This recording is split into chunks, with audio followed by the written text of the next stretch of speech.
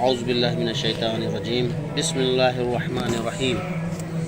ناظرین گرامی السلام علیکم۔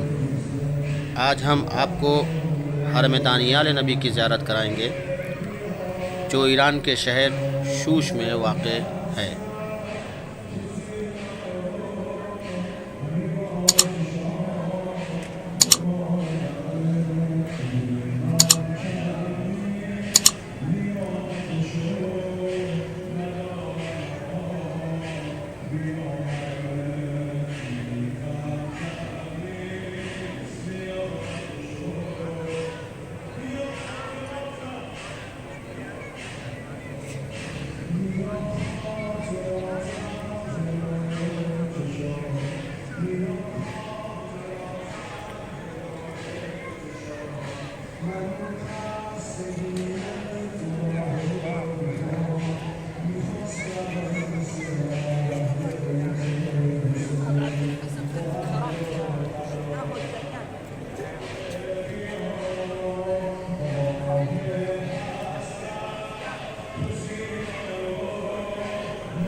یہ نبی بنی اسرائیل کے نبیوں میں سے ایک نبی ہیں جن کا شجرہ، جن کا حسب و نسب جناب یعقوب نبی سے جا کر ملتا ہے۔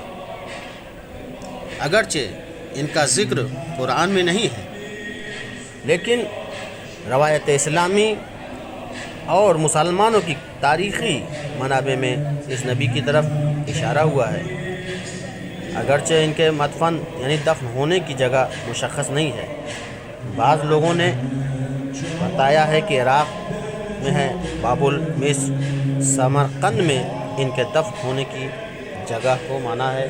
بتایا ہے کہ اس جگہ عراق، بابل اور مصر، سمرقند میں یہ دفن ہوئے ہیں، لیکن جو مشہور جگہ ان کے دفن ہونے کی ہے وہ ایران کے شہر شوش میں ہے، جسے آپ مشاہدہ کر رہے ہیں۔ اس پیغمبر الہی کو دوسرے انبیاء الہی جیسے حضرت نوح علیہ السلام، حضرت ابراہیم علیہ السلام، حضرت موسیٰ علیہ السلام اور حضرت عیسیٰ علیہ السلام کے مانند شہرت حاصل نہیں ہے، لیکن مملکت ایران میں ان کے مشہور ہونے کی وجہ یہ ہو سکتی ہے کہ ان کا مرکز ایران کے ایک شہر میں ہے جس کا نام شوش ہے۔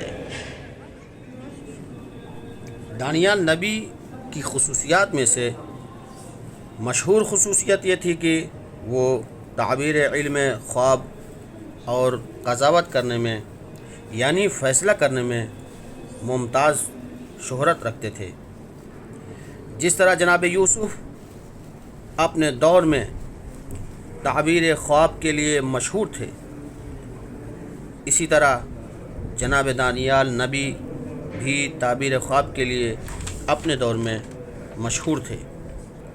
اکثر روایات کے مطابق دانیال نبی بابل کے بختنس نامی ایک ظالم بادشاہ کے زمانے میں زندگی گزارتے تھے، اور اس بادشاہ کی طرف سے حضرت دانیال نبی کو اذیت و تکلیف پہنچائی جاتی تھی، جیسا کہ بعض تاریخی کتابوں میں آیا ہے کہ بخت نصر کو ایران کے بادشاہ کورش نے شکست دی اور اس کی حکومت کو سرنگو کیا۔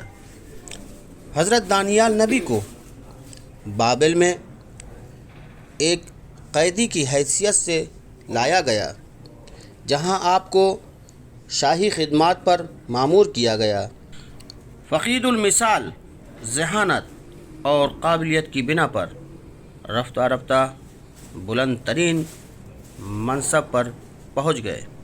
بخت نصر بادشاہ نے جو خواب دیکھا تھا، اس خواب کو جناب دانیال نبی نے بیان کیا، خواب کو بھی بیان کیا اور اس کے خواب کی تعبیر کو بھی بیان کیا۔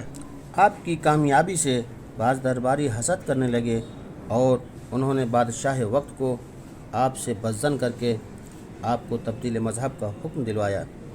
حضرت دانیال نے انکار کیا تو آپ کو شیروں کے پنجروں میں پھینک دیا گیا، مگر خدا کی قدرت سے شیروں نے آپ کو کوئی نقصان نہیں پہنچایا۔